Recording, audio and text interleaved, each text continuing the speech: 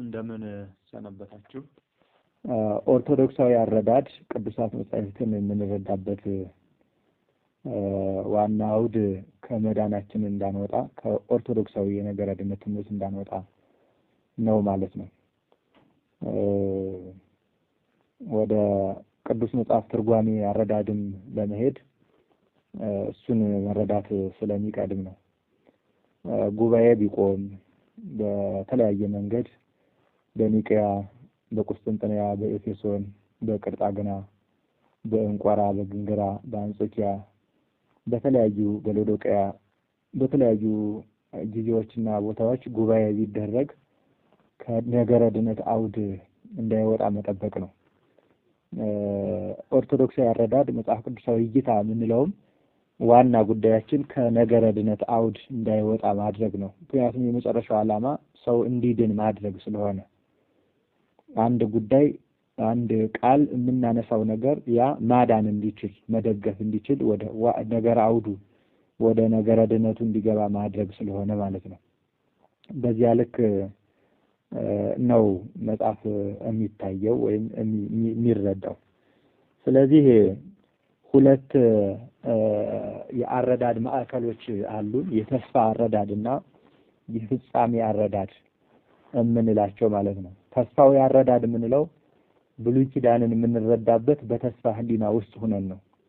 ሐዲስ ኪዳንን የምንረዳበት ደግሞ በፍጻሜ ሕሊና ውስጥ ሆነን ግን ተስፋንም ሳንረሳ። የብሉይ ኪዳን ተስፋ ሐዲስ ኪዳንን መውረስ ነው። የሐዲስ ኪዳን ተስፋ ዘላለማዊ መንግስተ ሰማያትን መውረስ ነው። ቅዱሳት መጻሕፍት በሁለቱ አውድ ውስጥ ነው ያሉት ማለት ነው። የነቢያትን ትንቢት፣ የሙሴን መጻሕፍት፣ አጠቃላይ የጥበብ፣ የታሪክ፣ የመዝሙር መጽሐፍ የሆኑትን በሙሉ በብሉይ ኪዳን ያሉትን ስንረዳ የማንረሳው ነገር መሲሁ ወልደ እግዚአብሔር ክርስቶስን ፍለጋ ላይ እንደሆኑ ነው ማለት ነው። በተለያየ መንገድ ሊሆን ይችላል። ታሪክ መስሎ የሚታየን ያ ታሪክ ወደ ነገረ ድነት ተተርጉሞ እናገኘዋለን። የማንረሳው መጨረሻውን መዳረሻውን የሚመለከት እንደሆነ ሁሌም አእምሮ ያንን ሲያነብ መረዳት አለበት። በእርግጥ በሆነ ጊዜ ተደርጎ የሚያልቅ በዚያው የሚቀር ጉዳዮች ሊኖሩ ይችላሉ የሚፈጸሙ በዚያው ድርጊት። ያ ድርጊት ግን ለጊዜው ተፈጽሞ ቀረ የሚያስብል ቢሆንም አውዱን ዋና ጉዳዩን ግን መልቀቅ የለበትም። ለምሳሌ አሁን የኢያሱ መጽሐፍ ብናነብ ኢያሱ ከከናን አካባቢ ገብቶ ተዋግቶ ምን ብሎ ምድረ ርስትን እጅ አድርጎ ነው ልናየው የምንችለው። ኢያሱን ከወልደ እግዚአብሔር ጋር አገናኝተን የሚዋጋቸውን ከአጋንንት ጋር አገናኝተን ርስትን ከመንግስተ ሰማያት ከነገረ ድነት ጋር አገናኝተን የማንተረጉመው ከሆነ እዚያው ይቀራል ማለት ነው። አሁን የነገስት ታሪክ በዚያ ልክ ነው የሚሆነው። እዚያ ሄዱ፣ እዚያ ተዋጉ፣ እዚያ ወጡ ነው የሚሆነው። ያ የመንፈሳዊ ሰልፍ የመንፈሳዊ ጦር ምሳሌ ነው እንጂ ዝም ብሎ የሚቀር አይደለም። በክርስቲያኖች አክሊለ ሦክ ደፍተው መስቀል የክርስቶስን መስቀል ጨብተው ወገባቸውን በንጽህና ዝናር ታጥቀው ከጠላታቸው ጋር ተሰላልፈው ከዲያብሎስ ጋር ተዋግተው የሚመለሱትን ማሳያ ነው። እስመ ቀትልክሙ ይኮነ ዝምስለ ሥጋ ወደም፣ ሰልፋችሁ ከስጋዊ ከደማዊ ጋር አይደለም ብሎ ሐዋርያው በኤፌሶን መልእክቱ ምዕራፍ 6 ላይ እንደነገረን መንፈሳዊ ሰልፍን ምን ተረጉምበት ነው ማለት ነው። ስለዚህ የብሉይ ኪዳን መዳረሻውን አይቶ አውዱ ወደዚያ እንዲሄድ ሆኖ ይተረጎማል። አዲስ ኪዳን ያንን የነቢያትን ፍጻሜ ይዞ ዘላለማዊ ተስፋን ደግሞ ያመላክታል ማለት ነው። ፍጻሜ የምንለው ግን በኩነት ስለሆነ የመጣው በመሆን ስለሆነ የተገለጸው ያንን ኩነት እናያለን ማለት ነው። ስለዚህ ህሊናችን ምንድነው እያነበብን ያለነው? ያ እያነበብን ያለነው ወደ የትኛው ተስፋ ነው የሚወስደን? ወደ ክርስቶስ ሰው መሆን ተስፋ ነው ወይስ ክርስቶስን በፍጻሜ መገለጥ አግኝተነው ወደ ዘላለማዊ ህይወት ተስፋ ነው የሚወስደን? የትኛው ነው የሚያሳየን የሚለውን ማያዎቻችን እንዳይዋቸው መሆን ይጠይቃል ማለት ነው። እንግዲህ እንዳልሁት ያ ዝም ብሎ ግን አንዱ መጽሐፍ በአንድ መጀመር ኋላ ብዙ ማምጣት ልማዱ ነው። የፍጥረታትን አፈጣጠር፣ ስለ ሰው ልጆች አፈጣጠርና ውድቀት፣ እግዚአብሔር ከቀደምት አበው ጋር ስለነበረው ግንኙነት፣ እስራኤልን ስለሚገስጹና ክብራቸውን ስለሚናገሩ ታሪኮች፣ ስለመሳሰሉ ነገሮች ውስጥ ላይ ልናገኝ እንችላለን በብሉይ ውስጥ። በሐዲስ ኪዳኑም ስለ ክርስቶስ ሰው መሆን መምጣት፣ ስለ ሐዋርያት ስለ ማስተማር፣ ስለ ሶስቱ አካላት ስለ እመቤታችን ቅድስት ድንግል ማርያም በመዋዕለ ሥጋዌ በአይሁድ መካከል እየተዘዋወረ ስለማስተማሩና ስለሌሎችም ብዙ ነገሮችን እናገኛለን። ያ ሁሉ ግን መዳረሻውን ማየት መቻል አለበት። ይሄ ሁሉ ተጠቅልሎ ሂደን አሁንም ነገራችን ነገረ ድነት ነው ማለት ነው። ከዚያ እየይዘው በአንድ ህሊና ውስጥ አባቶቻችን ይገልጹታል። ይሄንን ቃል በአንድ ህሊና ውስጥ ይገልጹት ነው የመጡት። ምን ማለት ወኩሉ ዘይጸመራ ለመንግስተ ሰማያት ይመስል ዚያወጽ መዝገቡ ብሌ ወሐዲሳ በማቴዎስ ወንጌል ምዕራፍ 13 ከቁጥር 51 ጀምሮ 52 አካባቢ ጀምሮ መንግስተ ሰማያትን የሚያገለግል ሰው ሁሉ ሐዲሱን አሮጌውን እንደሚያወጣ ባለጸጋ ሰው ይመስላል። ዚያወጽ መዝገቡ ከመዝገቡ ከሳጥኑ ብሉይ ወሐዲሰ ብሉዩን ብሉይ ኪዳንን ወሐዲሰ ሐዲስ ኪዳንን ከህሊና ሳጥኑ ብሉዩን እየጠቀሰ ወደ ሐዲስ እየተረጎመ የሚኖር ሰውን ይመስላል ብሎ በአንዲት ሳጥን ውስጥ ያሉ አድርጎ ነው የገለጸብን። ህሊና አንዲት ሳጥን ናት። በዚያች በአንዷ መዝገብ ውስጥ ሁለት ሐሳቦች አሉ፣ ብሉይና ሐዲስ። ግን መጠቃለያቸው አንድ፣ ስለ ሰው ልጆች መዳን ነው ማለት ነው። ክርስቶስን ማግኘት፣ እሱስ ህጉን ማግኘት፣ እሱን ህጉን ማግኘት ደግሞ መንግስተ ሰማያትን ማግኘት ስለሆነ ማለት ነው። በሌላም ማገላለጽ በብሉይ ኪዳን ክልኤ አጥባትኪ ከመክልኤ ጉለመንጣ እንደ ሁለቱ ፌቆ እንደ ዋሊያዎች ሁለቱ ጡቶችሽ ያማሩ ናቸው እያለ ይናገራል። ሁለቱ ጡቶች የሚላቸው ህፃናት የእናት ጡት ተመግበው እንደሚያድጉ አንዱን ካንዱ እየተመገቡ እንደሚኖሩ በዚያ ለህቀተ ስጋቸው እንደሚያሳድጉ አንዲት እናት በአንዲት ህሊና ውስጥ በአንዲት እምነት ውስጥ በአንዲት አረዳድ ውስጥ ያለ ሁለቱ ህጎች ህፃናተ ነፍስ የሆኑ ሰዎች የሚመገቧቸው በህሊና እየተመገብናቸው የምናድጋቸው መሆኑን የሚያሳዩ ናቸው። በሌላም አይነት ተገልጿል በብዙ መንገድ። መድኃኔ ዓለም ክርስቶስ በሁለቱ ዲናር መስሎ ገልጿቸዋል። ለአንዱ ማዳኛ የተሰጡ ታስታውሳላችሁ። ደጉ ሳምራዊን እንዲያደንለት ለባለመድኃኒቱ ወይም ደግሞ ለጠባቂው ሲሰጠው 2 ዲናር አውጥቶ ወእመውዝ አስተዋጣይ ከእምዝ ዘይበዝ ፈዲየ ከአነ አመግባቴ ከዚህ የበለጠ ብታወጣ ስመለስ እከፍልሃለሁ ብሎ 2 ዲናር ነው ማስታመሚያ የሰጠው። እንግዲህ ሁለቱ ዲናሮች ሁለቱ ህጎች የሰው ልጆች ምናስታመምባቸው ናቸው፣ መድኃኒት የምናገኝባቸው ናቸው ማለት ነው። በዚህና በመሳሰሉ ነገሮች አንዳንዴ በሳራና በአጋር ምሳሌ፣ አንዳንዴ በሁለቱ ላሞች ምሳሌ፣ አንዳንዴ ደግሞ በፋሬስና በዛራ ምሳሌ፣ አንዳንዴ ደግሞ በእድግትና በእዋለ እድግት በአህያዋና በወርንጫዋ ምሳሌ፣ አንዳንዴ ባሮጌውና በአዲሱ አቀማዳ ወይም ረዋት ምሳሌ፣ አንዳንዴ በሌሊትና በመዓልት ምሳሌ አለፈት ሌሊት ወመጣት መዓልት እያለ በተለያየ ምሳሌዎች ሲጠራቸው እናገኛለን። እነዚህም ህግን፣ ታሪክን፣ ትንቢትን፣ ተግሳጽን እና ጥበብን የሚያሳዩ ሆነው ግን መጨረሻቸው አረዳዳቸው መጨረሻው ኦርቶዶክሳዊ የመዳን ትምህርት እንድናገኝባቸው የሚያስችሉ ናቸው ማለት ነው። የእግዚአብሔር ህጎች ፈቃዶች ስለሆኑ ማለት ነው። ለዚህ ነው ህግም ቀኖና የሚወጣው፣ ዓለም አቀፍ ቀኖና የሚወጣው፣ አይጉር አቀፍ ቀኖና የሚወጣው፣ ሀገር አቀፍ ቀኖና የሚወጣው፣ ካህን አቀፍ የሆነ ቀኖና የሚወጣው በዚህ ምክንያት ነው። ምክንያቱም በአራት ነገሮች ሲጠበቅ ይኖራል ሰው ማለት ነው። በአራት ነገሮች ተቀንኖለት ይኖራል። ዓለም አቀፍ ምንለው ሐዋርያዊ መስመርን ይዞ እንደ ኒቂያ፣ እንደ ቁስጥንጥንያ፣ እንደ ኤፌሶን ያሉ ጉባኤዎች ዓለም የተሰበሰበባቸው የዓለም አባቶቻችን ኦርቶዶክሳዊት ቤተክርስቲያን የተሰበሰበባቸው ናቸው በምድር ላይ ያለች። እነዚያ ሁሉ ዓላማቸው ቅዱስ መጽሐፍን መጠበቅ፣ በመጽሐፍ ውስጥ ያለውን ኃይለ ቃል መጠበቅ፣ እንዲድን ማድረግ፣ አውደ ድነት እንዳይበላሽ ወይም ደግሞ ወደ ስተት እንዳይሄድ መጠበቅ ነው። አህጉር አቀፍ ምንላቸው እንደ ቅርጻግናን እንደ ሎዶቅያ ያሉ ሰሜን አፍሪካ ላይ እንደ ሊቢያ አካባቢ የተደረጉ ጉባኤዎችም ጭምር እነዚያ አህጉር አቀፍ ጉባኤዎች ናቸው። ሁሉም ቀኖናቸው ላይ ስለ ቅዱሳት መጻሕፍት ያነሳሉ ማለት ነው። መጻሕፍትን ሳያነሳ አይሄድም። ሰለስቱ ምዕትም በሁለተኛው አንቀጽ ላይ ያንን ቀኖና ሰርተው ነው መጽሐፋችን ይሄ ነው ብለው የሚያሳዩት ማለት ነው። ለዚያ ነው ከዚያ አውድ እንዳይወጣ አርዕስት የሰጡ እነሱ ናቸው። አርዕስት ኦሪት ዘፍጥረት፣ ኦሪት ዘጸአት፣ ዘኍልቍ፣ ዕብራውያን፣ ወንጌል ብስራተ ማቴዎስ እያሉ አርዕስት የመጽሐፉን ጸሐፊ ካወቁ መጽሐፉ ራሱን በደንብ መረዳት ስለሚቻል ማለት ነውና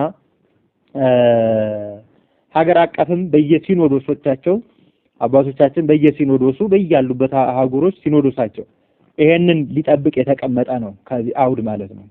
ከዚያ በኋላ ቀኖናዊ ካህኑ የሚሰራቸው ደግሞ ለአንድ ምዕመን የሚያዘዝለት የመድኃኒት አካል ነው ማለት ለአንድ ምዕመን ቃል ጠቅሶ ገስጾ የሚያዘዝለት ነው ማለት ነው።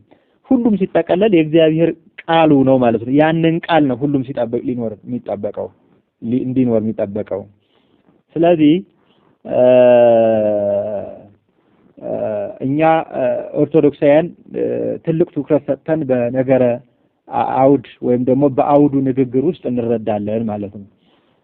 ወደ ውስጥ ስንገባ ወደ መተርጎሚያ ሂደቶች ስንገባ በተለይ በአንድምታ ትምህርት ውስጥ የተለያዩ የትርጓሜ ማሳለጫ፣ ማሳያ፣ ማብራሪያ፣ መግለጫ ሐሳቦችን እናያለን።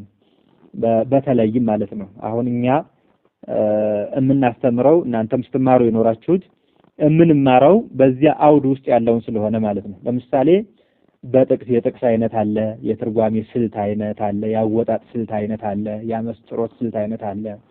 አሁን ጥቅስ አይነቶች ስንል የታሪክ ማጎላመሻ ጥቅስ የሚባል አለ። ታሪክን መሀል ላይ እያጎላመሰ የሚሄድ ታሪኩን እንዲጎላ የሚያደርግ የመጣበትን የት መጣ የሚያሳይ ያ አጎላማሽ ታሪክን የሚያጎላምስ አጣቃሽ ሊሆን ይችላል። በየውስጥ ስንሄድ ስንበረብረው ስንገባ የምናገኘው ነው። ሁለተኛ ደግሞ የምስጢር ጥቅስ አለ። ምስጢሩን ጠብቆ የሚሄድ ከንባብ ባሻገር የሆነ ዓላማው ምስጢሩን መጠበቅ ላይ የተቀመጠ ከዚያ እንዳይወጣ ሆኖ የተሰራ አለ። ያንም ወደፊት ስንሄድ የሚገኙ ነገሮች ናቸው ማለት ነው። ወደ ውስጥ ገብቶ ሲታይ ማለት ነው። ለምን እንደተጠቀሰ፣ ለምን እንደመጣ፣ ለምን እንደታተተ፣ ለምን ማብራሪያ እንደተሰጠው በዚያ ውስጥ ላይ የተስተጋቡ ሐሳቦች ከምን እንዴት ለመጡ መቸታቸውን ጭምር በሚያሳይ መልኩ መረዳት ይጠይቃል ማለት ነው። ሌሎቹ አንዳንዶቹ ደግሞ ማነጻጸሪያ ሆነው የሚመጡ አሉ። ማንጸሪያ የሚባል ንጽጽር አድርገው አንዱን ከአንዱ አመሳስለው በዚያ ንጻሬ ውስጥ አስገብተው የሚጠቀሱ ጥቅሶች ሊኖሩ ይችላሉ።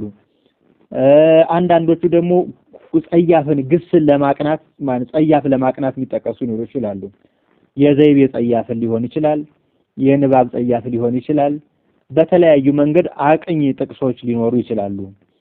አንዳንዶች ደግሞ የንባብ ጥቅስ አለ። ንባብ የሚባለው ንባብን በማርካት ላይ የተቀመጠ ወይም ለንባቡ ንባብ መስጠት አለዚያ ንባቡን ራሱ መልክ በመስጠት ሊመጡ የሚችሉ ነገሮች አሉ፣ የንባብ ጥቅሶች።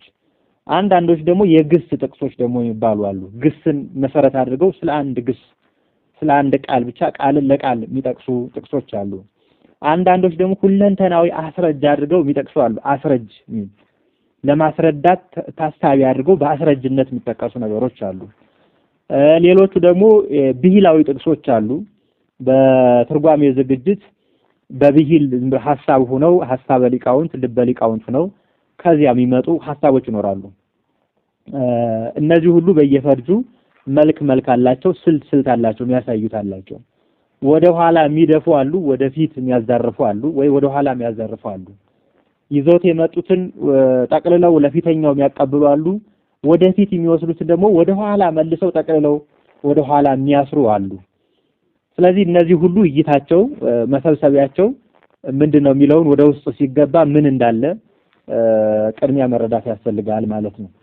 እነዚህ በትርጓሜ ውስጥ የመሳሰሉ የጥቅስ አይነቶች አጣቃሽ ሂደቶች ምንላቸው ሊኖሩ ይችላል። እንዲል የሚል ለምን የሚል ለምሳሌ መጽሐፈ ልደቱ ለእግዚእነ ኢየሱስ ክርስቶስ ወልደ ዳዊት ወልደ አብርሃም የጌታችን የኢየሱስ ክርስቶስ የልደቱ መጽሐፍ የሚለውን ቁጥር ይለዋል። አሁን መጽሐፍ ብሎ ጻፈ ነው የሚለው። ስለዚህ መጽሐፍ ከተባለ ደግሞ የተጻፈበት ቃሉ ያለበት መጽሐፍ ነው መጽሐፍ የሚባለው። ግን መጽሐፍ ብሎ ደግሞ ቁጥር ሲል ደግሞ መጽሐፈ ልደቱ የጌታችን የኢየሱስ ክርስቶስ የልደቱ ቁጥር ይላል። ለዚህ ማስረጃ መጽሐፈ ልደቱ ስላለ ጥቅስ ሲጠቅስ ጸሐፊው ለዚህ ቢሲ ከመዘሞተ ይሄንን ሰው እንደሞተ ቁጠሪው ጸሐፊው አይደል እንደሞተ ቁጠሪው ተብሎ ይጠቀስለታል ማለት። እንዲህ አይነቶች የግስ ጥቅስ ሊሆን ይችላሉ። እንዲህ አይነቶች ማለት ነው። የምስጢር አስረጅ ጥቅስ የሚሆኑት ደግሞ አሉ። እንደዚህ አይነቶች ጌታ ሕግ ጣቢያዊን ሕግ መጽሐፋዊን ሲፈጽም አደገ። ሕግ መጽሐፋዊ ሕገ ኦሪትን መፈጸም ነው ይልና እግዚአ ለኦሪት ገብረ በሕገ ኦሪት ከመሳየጦም ለውስተ ሕገ ኦሪት የኦሪት ጌታ የኦሪትን ሕግ እየፈጸመ አደገ የሚለው የገላትያ ጥቅስ ይጠቀስለታል። ለምን ይጠቀሳል? ምስጢሩን ለማስረዳት ነው ማለት ነው። ስለዚህ የሚጠቀሱ ነገሮች ራሱ ለምንድን ነው የተጠቀሱት የምንድን ናቸው ብሎ ማየት ይጠይቃል። ታሪክ ለማጎላመስ ነው የተጠቀሱት፣ ምስጢራዊ ጥቅስ ናቸው የተጠቀሱት፣ አንጻራዊ ነው የተጠቀሰው፣ ጠያፍ አቅኝ ነው የተጠቀሰው፣ ንባባዊ ጥቅስ ነው የተጠቀሰው፣ ግስ ለማቅናት ወይም ለማስረዳት ነው የተጠቀሰው፣ አስረጅነት ነው የተጠቀሰው ወይስ ብሂላዊ ነው ልበ ሊቃውንት ነው የተጠቀሰው፣ ልበ ቅብብሎሻዊ መምህራናዊ ነው የተጠቀሰው የትኛው ነው የሚለውን ማየት ይጠይቃል። አሁን የልበ መምህራን አገሌ እንዲህ ብሏል ብሎ ሊያመጣ ይችላል። በተለይ በአማርኛም እንደዚሁ አይነት ነገሮች አሉ። እንዲሉ ብሎ የሚጠቀሱ የአማርኛ ጥቅሶች ሁሉ አሉ። ምሳሌ በአማርኛ ውስጥ አማቻችን አፈኛ ቢመለስ ወደኛ ወይኛ ባመጣነው ነገር እንሆን አሳረኛ እንዲሉ ሚል አማርኛ እናገኛለን። እንዲህ አይነት ማለት ነው በሙሴ ወይም በዮሴፍ ጥቅስ ውስጥ ላይ ማለት ነው። ሙሴ ከፈርዖን ቤት ያደገበትን ምክንያት ፈርዖን አሳድጎት ፈርዖንን ራሱ እንዴት እንደቀጣው በሚናገር ላይ ብሂል ያስቀምጣሉ ማለት ነው። በየቦታው ይሄን የመሰሉ ነገሮች እናገኛለን። ምሳሌ አንደኛ ቆሮንቶስ ምዕራፍ 6 ላይ ሲተረጎም ባወጡት ዳኛ ቢረቱ በቆረጡት ጨንገር ቢመቱ ለእግዚአብሔር ግቡ ከብቱ እንዲሉ ብሎ ተቀምጦ እናገኛለን። አሁን ባወጡት ዳኛ ቢረቱ በቆረጡት ጨንገር ቢመቱ ማለት ብሂል ነው። ይሄንን ግን ለዋናው አካል አስረጃ አድርገው ሊያቀርቡት ይችላሉ። ይቀርባል ማለት ነው። በአታች ውስጥ ሀተታ ውስጥ እንዲህ አይነት ነገሮች ተመስጥረው እናገኛቸዋለን። ስለምንድን ነው የተጠቀሰው የሚለውን ግን ማየት ይጠይቃል። ያም ራሱ ምን ለማስረዳት ነው። በእንዲህ አይነት የሚጠቀሱ የጥቅስ አይነቶች አሉ በትርጓሜ ውስጥ። ሌላው በተለይ በቅዱስ ጳውሎስ ትርጓሜም ላይ በመግቢያው ላይ ብዙ አባቶቻችን አስቀምጠዋል። በትርጓሜ ስልቶችን ማለት ነው። ስልት የትርጓሜው ራሱ የሚሳለጥበትን መንገድ አንደኛው ዘይቤያዊ ትርጓሜ የሚባለውን ዘይቤ ቃል በቃል መተርጎምን፣ ከአቀባይ ቋንቋ ወደ ተቀባይ ቋንቋ መተርጎምን፣ ሐሳቡ ሳይለዋወጥ ማቀበልን፣ አቻዊነትን የሚያመላክት አተርጓጉም ስልቶችን አስቀምጠዋል አባቶቻችን። አቻዊነት ማለት ለአቻ ቃል ማቀበል። በቀዳሚ ገብረ እግዚአብሔር ሰማየ ወምድረ ካለ በመጀመሪያ እግዚአብሔር ሰማይና ምድር ፈጠረ ካል ይሄንን ለአቻ ቃል ነው የምናስረክበው ማለት ነው። ለሌላም ቋንቋ ስናስረክብ እንደዚሁ ይሄ ዘይቤ ቀጥታ ቃሉን በቃል መተርጎም፣ ሐሳቡን ወይም ሐሳበ ቃሉን ሳይለቅ እንዳለ ግሱን በግስ መተርጎም። ይሄ ለምን ተረጉምበት ቋንቋ ማወቅ ነው የሚጠይቀው። የምንተረጉመውንም የምንተረጉምበትንም ሁለቱንም ማወቅ የሚጠይቅ ነው ማለት ነው። አሁን መጽሐፉ ምንድን ላይ ነው ያለው? ቃላዊ ነው፣ ቃል በቃል ላይ ነው ያለው የሚለውን ከቃል ላይ እናገኘዋለን ማለት ነው። ከቃል እልፍ ሲል እድገት ሲሰጥ ደግሞ ዘይቤያዊ ትርጉም ወይም የዘይቤ አወጣጣዊ ትርጉም፣ ዘይቤን ማውጣት፣ ከዚያ ውስጥ ገለባብጦ ማሳየት። ምሳሌ በቀዳሚ ገብረ እግዚአብሔር ሰማየ ወምድረ፣ በመጀመሪያ እግዚአብሔር ሰማይና ምድርን ፈጠረ። ሰማይና ምድርን በመጀመሪያ ፈጠረ። አሁን ልገለብጠው እንችላለን፣ እናወጣለታለን። ማሰሪያውን ወደዚህም እየገለበጠን እናሳየው እንችላለን። አባቶቻችን እብል እንከ ዝንቱ ኪዳን ጽኑ ዘማህበ እግዚአብሔር፣ ከእግዚአብሔር የተገኘ ኪዳን ጽኑ ነው። ከእግዚአብሔር የተገኘ ኪዳን ጽኑ ነው ያሉትን ደግሞ ሲያወጡት ጽኑ ኪዳን ከእግዚአብሔር የተገኘ ነው። እንደገና እየገለበጡ ያሳዩታል ማለት ነው። ከእግዚአብሔር የተገኘ ኪዳን ጽኑ ነው እብልንከ እላለሁ ብሎ ደግሞ ሊተረጉ ከእግዚአብሔር የተገኘ ኪዳን ጽኑ ነው እላለሁ ብለው በተለያየ መንገድ የዘይቤ አወጣጥ ያያታል ማለት ነው።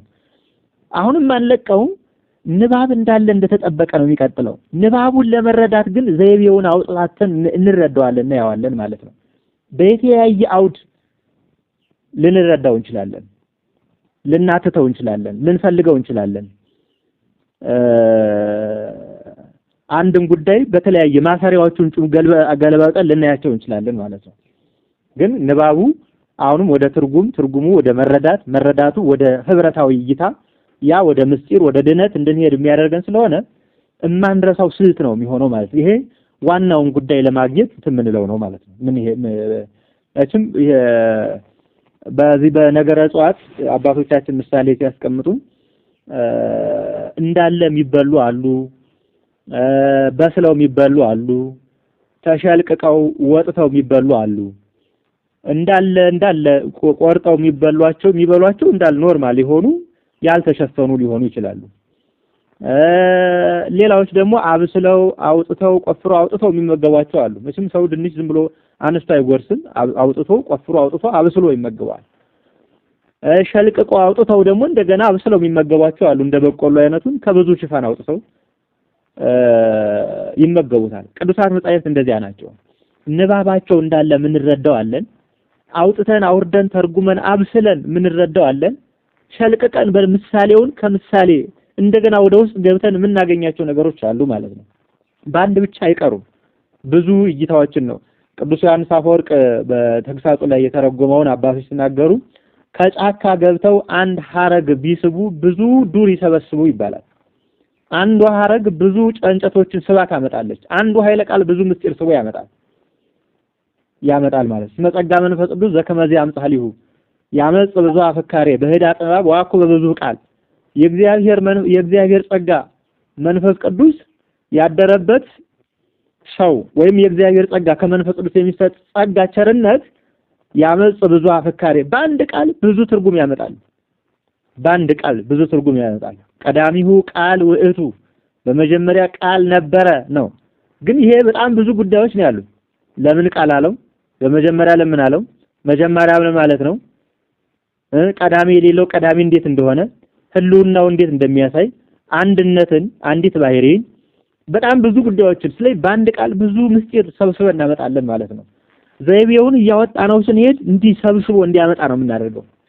ሌሎቹ እንዲስብ በምስጢር እንዲመሳጠር ነው የምናደርገው። ማሰሪያዎችን ገልብጦ እንዳይ ነው የምናደርገውና አሁንም ዋናው አውዱን እንዳይለቅ ሁሉ ነገሮች ለሁሉም ነገሮች ምንለፋው ከነገረ ድነት አውድ እንዳይወጣ ኦርቶዶክሳዊ የመዳን ትምህርትን እንድናገኘው እንድንኖርበት ነው መሰረቱ ማለት ነው።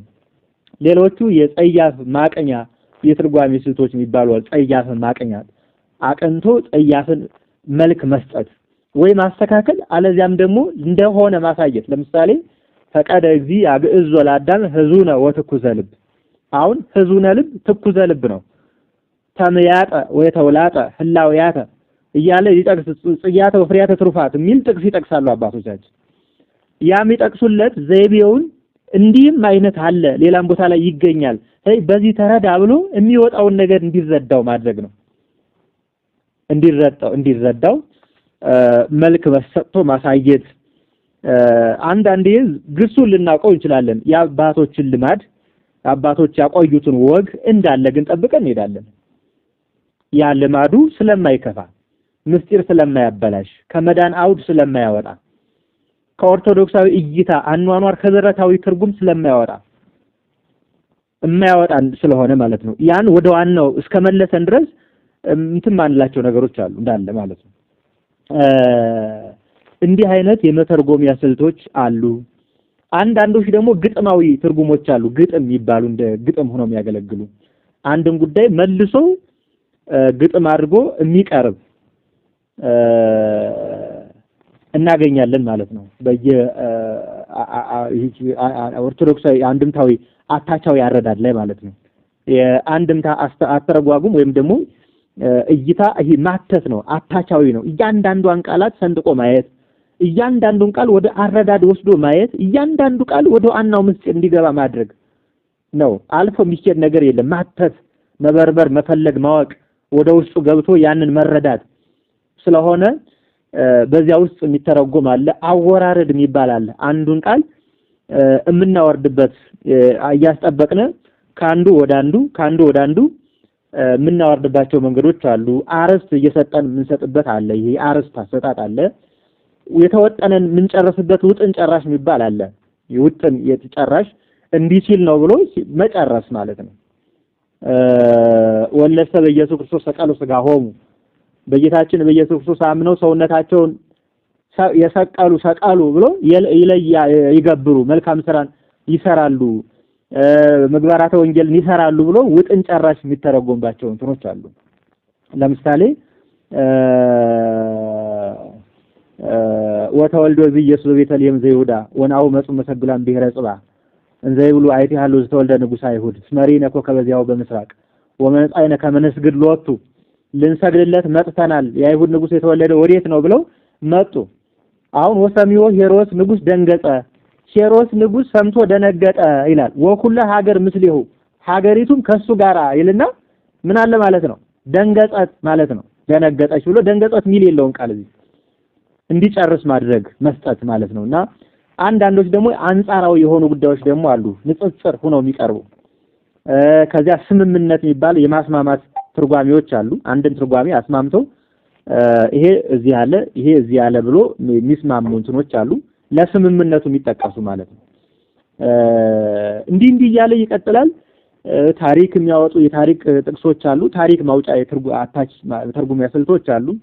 ማስታረቆች አሉ። አንድ ኃይል አንድ አይለቃል ከአንድ አይለቃል የተለያየ መስሎ ሲሄድ ከዚህ እንዳለ ከዚህ እንዲያለ እንደምንድን ነው ማቴዎስ ጌታን በ6 ሰዓት ሰቀሉት አለ፣ ማርቆስ በ3 ሰዓት ሰቀሉት አለ። አይጣላም ወይ? ማቴዎስ የጌታ የተሰቀለበትን ሰዓት አይቶ ማርቆስ ይሰቀል ብሎ የተፈረደበትን ሰዓት አይቶ እያለ ያሳረቀ ይላል። ሌሎችም እየተጨመሩት ማለት ነው። ማቴዎስ በአብይ ማርቆስ በአብይ አቆጣጠር ይሄኛው በኖስ አቆጣጠር እያለ እየተተረጎመ ሊሄድ ይችላል። እያስታረቀ አንዱን እያስማማ ይሄድ ይችላል። የመጨረሻው ግን የሁሉም ነገሮች ምንድነው ከምስጢሩ አውድ እንዳይወጣ ማድረግ ምስጢር መጠበቅ። ምስጢር ምን ነው? ለነቢያት ለሐዋርያት የተገለጸውን ለኦርቶዶክሳውያን አጠቃላይ የተሰጠውን የመዳን ልንድንበት የምንችለውን ነገር ምስጢረ ሥላሴን፣ ምስጢረ ሥጋዌን፣ ምስጢረ ጥምቀትን፣ ምስጢረ ቁርባንን፣ ምስጢራትን አጠቃላይ ኦርቶዶክሳዊ አረዳድን ኦርቶዶክሳዊት ቤተክርስቲያን የምንረዳበትን አውድ እንዲጠብቅ ማድረግ ነው። እንዲጠብቅ አሁን የምናነበው ነገር ያንን ይጠብቃል ወይ እየጠበቀ ነው ወይ በዚህ አውድ ውስጥ ነው ወይ ብሎ መረዳት ይጠይቀናል ማለት ነው። ከባለፈው ክፍላችንም እንዳልሁት ማንም ሰው የግሉ ሊቅ፣ የግሉ አስተማሪ፣ የግሉ ሰባኪ፣ የግሉ ምሁር፣ የግሉ ምናምን የለም። ቤተክርስቲያን የግል ዲያቆን፣ የግል ካህን፣ የግል መርጌታ፣ የግል ጳጳስ፣ የግል ሰባኪ አስተማሪ የላትም። የግል ምዕመን በህብረቱ ውስጥ ነው የሚኖረው። ይሄ ሁሉ በህብረቱ ውስጥ ነው የተካነው፣ በህብረቱ ውስጥ ነው የደቆነው፣ በህብረቱ ውስጥ ነው የጳጳሰው፣ በህብረቱ ውስጥ ነው የሚያስተምረው፣ በህብረቱ ውስጥ ነው አምኖ ጸንቶ የሚኖረው፣ በህብረቱ ውስጥ ነው መዳንም ያለው። የግሉ መሆን ያቆማል። ስለዚህ አረዳዱ አእምሮ ራሱ የግሉ መሆን ያቆማል። የህብረቱ ነው የሚሆነው። ኦርቶዶክሳዊ አረዳድ የህብረቱ አእምሮ እንዲሆን ነው። የኦርቶዶክሳዊት ቤተክርስቲያን አእምሮ እንዲሆን ነው ማለት ነው። እና እኔ የግሌ አይደለሁም የኦርቶዶክሳዊት ነኝ ብሎ በዚያ ማያ ውስጥ እንዲያይ ማድረግ ነው ማለት ነው። እንግዲህ ወደ ውስጥ እናጥናው ብለን ስንሄድ ይሄ ሊያሳይ የሚችለው በአማርኛ ጥቅሶች ደግሞ እንደመሳሰሉ እንትኖች አሉ። ትች የሚባል ትርጓሜ አይነቶች አሉ። ማዳነቅ፣ ድንቅነትን መስጠት፣ ማስጠበቅ የሚባል የትርጓሜ አይነቶች አሉ። አንድን ጉዳይ እየተረጎመ ቆይቶ መሀል ላይ ሌላ ጉዳይ ይዞ ሲመጣ ይሄ ጠብቆ አስቆይቶ መልሶ ከዋናው ማገናኘት የሚባሉ እንትኖች አሉ። ማንሻ የሚባሉ አሉ። አንድን ጉዳይ አንስቶ ሲሄድ ወደ ላይ ያለውን ዘግቶ ወደ ታች ያለውን አዲስ ጀምሮ ሊሄድ ይችላል። አንደኛ ደግሞ ማንሻ የሚለውን ቃል ደግሞ እንደገና አስተሳስሮ የሚሄድ አለ። ውስጥ ላይ ስንገባ የምናገኛቸው ነው የሚሆኑት ማለት ነው። እያንዳንዱ ነገሮች አንድ ወገን የሚባል ትርጓሜ ማለት ይሄና ይሄ አንድ ነው። አንድ ነው። በእንተና በእንተ አንድ ወገን ዘበንቲያነ ለሰብ ወበእንተ መድኃኒትነ ዘበንቲያንና ወበእንተ መድኃኒትነ አንድ ነው። አሁን ዘበንቲያነ ለሰብ ወበእንተ መድኃኒትነ አንድ ወገን አንድ ነው ሐሳቡ። ስለኛና ስለኛ መዳን ነው። እንግዲህ ሁለቱም ስለኛ ካለ መቼም ስለኛ ሰው ሆነ ካል ስለኛ ምን መዳን ነው። ወበእንተ መድኃኒትነ ስለኛ መዳን ሰው ሆነ ካል ሁለቴ መቼም አይሆንም። አንድ ወገን አንድ ሐሳብ ነው ብሎ አንዱን ወደ አንድ ማምጣት አለ። እንዲህ አይነት ነገሮች አሉ።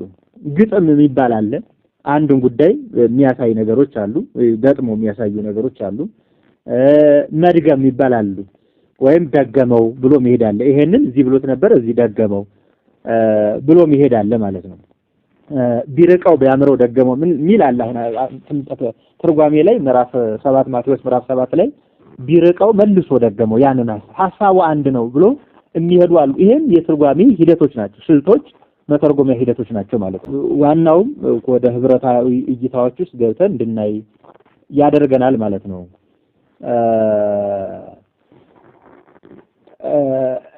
ወደ ማጥናት ወደ ውስጥ ስንሄድ አይነቶቹን በተለይ ለይተን የማጥናት ሂደቶች ሲመጡ ደግሞ አይነቶችን ለይቶ አንዳንዶች የትርጓሜ ሂደቶች ቁጥር ተኮር የሆኑ አሉ፣ ጊዜ ተኮር የሆኑ አሉ፣ ስለ ቁጥር የሚያጠኑ አሉ፣ ስለ ጊዜ የሚያጠኑ አሉ፣ ስለ ትንቢት የሚያጠኑ አሉ፣ ስለ ሀተታዊ ተኮር የሚያጠኑ አሉ። እንግዲህ የሁሉ እንዲህ አይነት የመጽሐፍ በሮችን እየተረዳን እንሄዳለን፣ ወደ ውስጥ እየገባን እንሄዳለን። የእግዚአብሔር ቸርነት የአባቶቻችን ምልጃና ጸሎት አይለየን፣ ይቆየን።